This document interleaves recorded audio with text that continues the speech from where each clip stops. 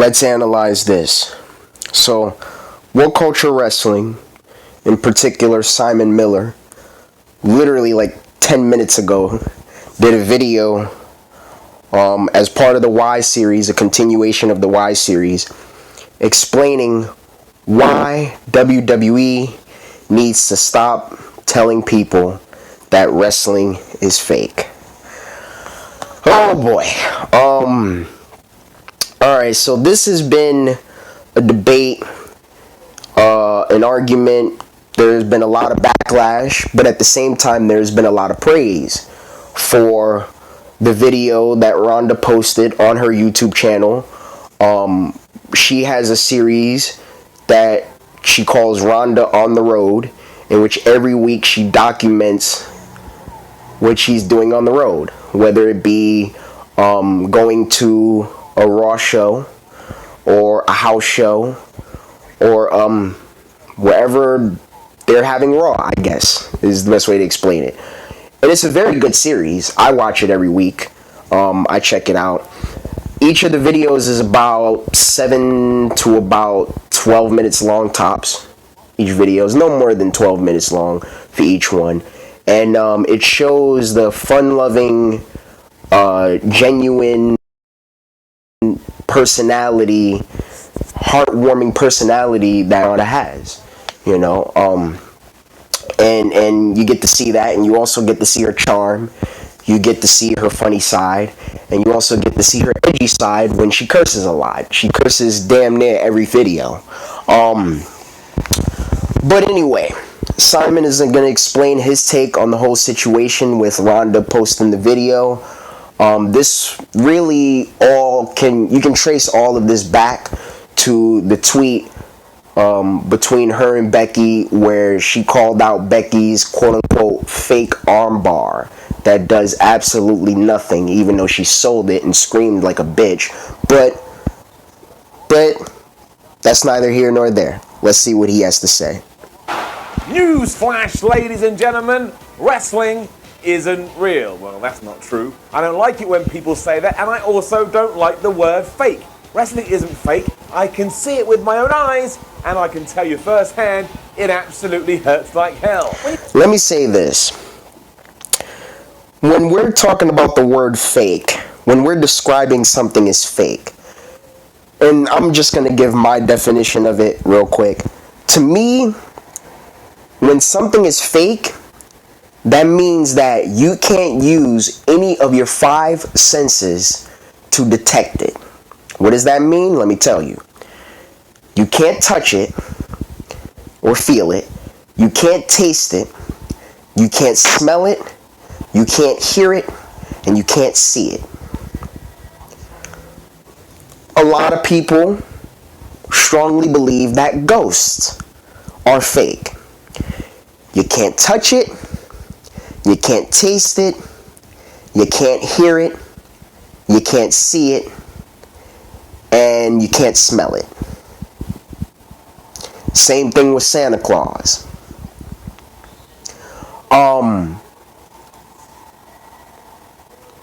This is how I feel about it, and I'm going to let Simon continue on. The WWE, and I'm pretty sure he'll probably say this, the WWE, specifically Vince McMahon, has literally been shoving down our throats the term sports entertainment for the last 34 years. He's been saying that since 1984. And he didn't use it as a complete term to describe everything until 88. I want to say that's when, in 88, that's when he came out and was like, look, it's not a direct competitive sport. It's entertainment. That's what we do. And of course, he broke the gentleman's agreement, which pissed off all of the territories and even some of the other wrestlers, but he didn't give a damn. He was too successful at that point. It's bad enough that he's already been shoving that term down our throats for the last 3 decades, the whole sports entertainment term, which I don't have a huge problem with the term, except you can use that term to describe every other sport, because every other sport has storylines as well. The only difference is that the storylines are, more personal. They're more legitimate, quote unquote. Some of them aren't. Some of them are, Some of them are publicity stunts, but some of them are legitimate. And it's more direct competition as opposed to professional wrestling being direct competition. That's the only difference. Otherwise, every other sport, or every sport, I should say, is sports entertainment. I've had a lot of people say that they knew the day that they knew wrestling was fake, quote unquote, was when they realized that these guys are punching each other, but no one's bleeding. And at one time, I thought that made sense. And this was when I was younger. At one time, I thought that made sense. But then as the years went by and I got older, I thought about it some more. And I said to myself, that is literally one of the dumbest things I've ever heard in my entire life. Let me explain why. When a boxer or MMA fighter is preparing for a fight, they're not going into the fight thinking to themselves, let me throw all of my punches during the time of this fight from start to finish with complete full force and the intent of knocking my opponent out immediately. There's a reason why coaches or trainers, whatever you want to call them, there's a reason why they tell their fighters before every fight to set the fight up with a jab. Work the jab. Get the jab going. Because the jab, and this has been proven, the jab is literally the lightest punch that you can throw. There's no such thing as knocking somebody out with a jab. Why? Because it's the lightest punch you can throw, and because you're setting your opponent up with the jab. You're softening them up. You throw the jab, that way you can take them out of the game. That way you can frustrate them. Then, as the fight progresses, you start to throw your stronger, more forceful punches. That's what you do. That's what you do heading into every single fight. Now, there have been some fights, of course, throughout boxing and MMA history, or kickboxing, combat sports in general, that rely on strikes, where an opponent has been knocked out immediately heading into the fight. But you know what that's called? That's called timing and luck. It's that simple. Timing and luck. That's all that comes down to when it comes to getting a few second knockout. It's nothing more, nothing less. Right timing and luck. And you have to be incredibly powerful in terms of your hands. I.e. Mike Tyson. I.e. Anderson Silva in his prime. I.e. Vitor Belfort in his prime. A worked punch in professional wrestling is essentially a jab. Is our equivalent of a boxing / MMA jab.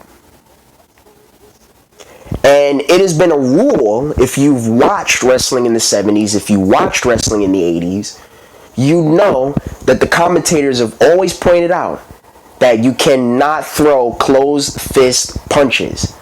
There's a reason why they've had heels throughout history, especially in the 70s and 80s. Whenever a heel has a baby face in a headlock, he purposefully turns away from the referee to throw a closed fist punch, so the referee won't see it. Why? Because if the referee sees it, he will disqualify him. That has literally been one of the rules. So before you say something that's stupid and idiotic and moronic, you have to understand what you're watching first before you say anything. You have to come to a complete understanding. And you have to know your history. That is very, very important, very vital. Not just in sports, but in the society. When it comes to you and how you carry yourself and how you watch something on television, you have to know the history behind it. Otherwise, you're going to be left behind. And that's the last thing you want to do. Well, let me let Simon finish. You take your first bump, your brain actually asks you, are you nuts? And the answer is probably yes. But yes, matches are work, but as the legend Al Snow once said, the only thing fake about pro wrestling is the finish, and everything else is as legit as they come. Exactly. As an African American, I remember the first bump I took in a wrestling ring. And that was the first of several bumps that I took through my first day of training. I remember I came home and I went into my bathroom and I looked in the mirror and I turned around because I felt a little bit of pain in my back. I turned around and I saw a giant bruise on my back. Now, I am what many people call caramel colored. I'm caramel, I'm not too dark. I'm not like deep Africa dark. But I'm also not, Hispanic or Latino light skin, per se. I'm a caramel color. You would not believe the reaction I had on my face when I saw that I had a bruise. I had never had a bruise in my body, on my body, in my entire life. That was the first time I ever saw a bruise on my body.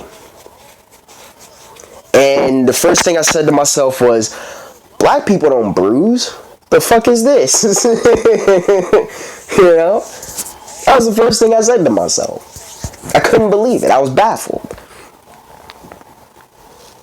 He ain't wrong. For some reason, though, over the last few weeks, WWE has decided to play with this narrative and continually tell us over and over again that wrestling is fake.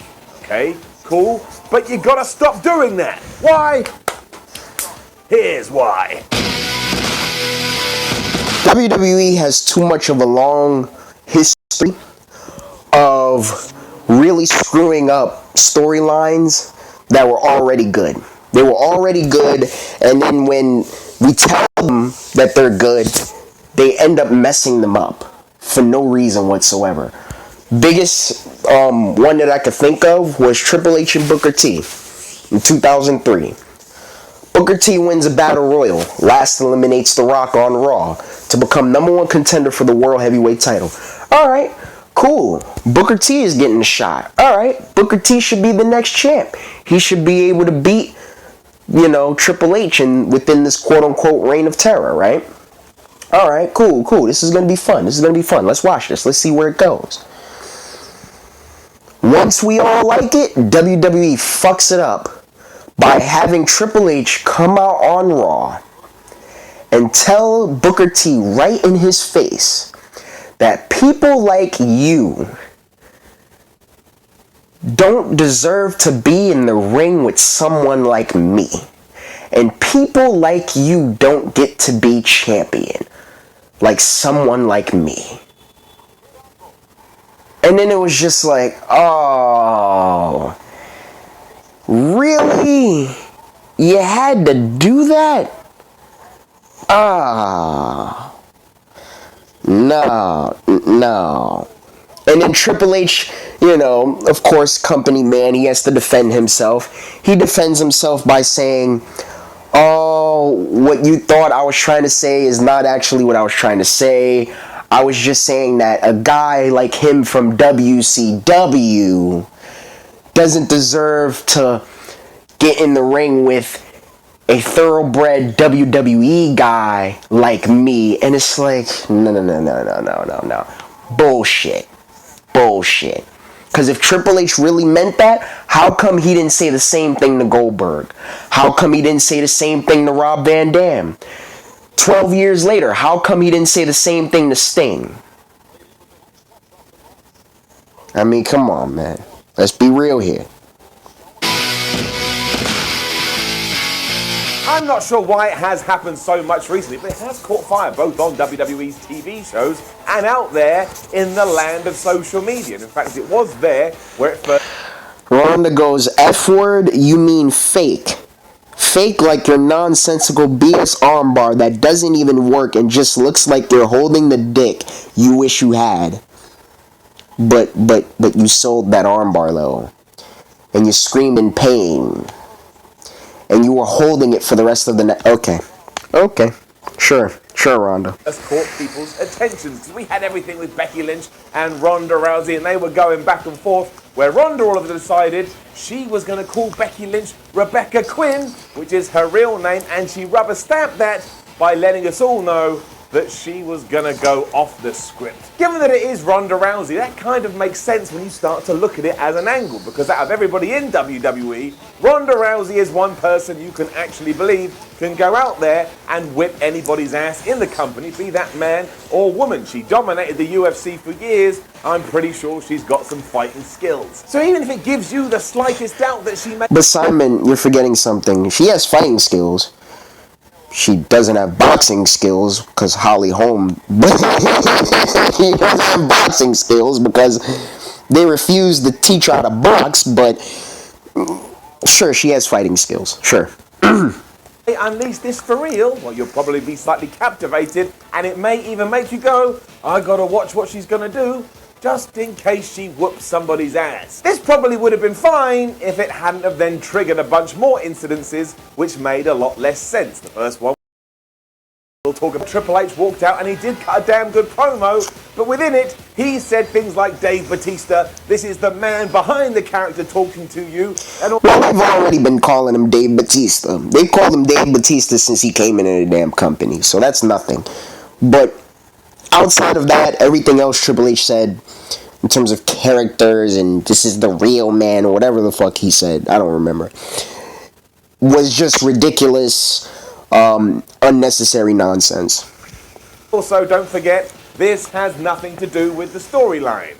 What? As for Braun Strowman, well, he was actually answering this redundant question about wrestling's legitimacy, and the way he responded to that was by grabbing the perpetrator and choking him for around about 4 minutes. And even though he did strangle someone for a very long time, it didn't even leave a mark.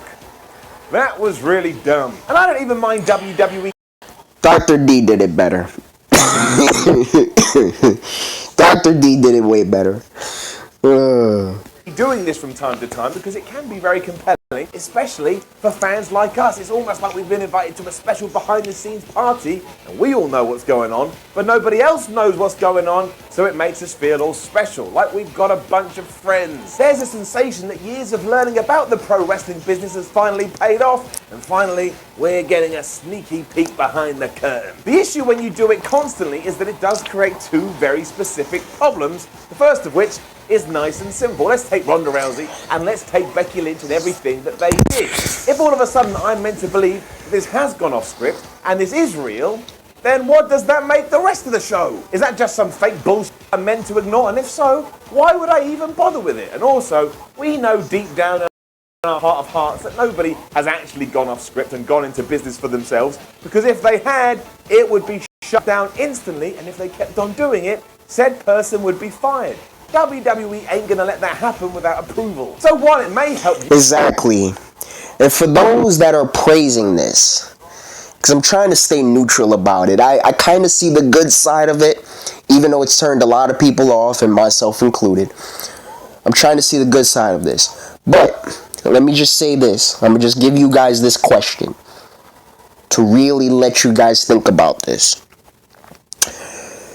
If you went to see a string of movies in a span of 1 month, and every time you went to see the movie, each of those movies broke the fourth wall, how would you feel about that? Because I'm sure you wouldn't feel good about it.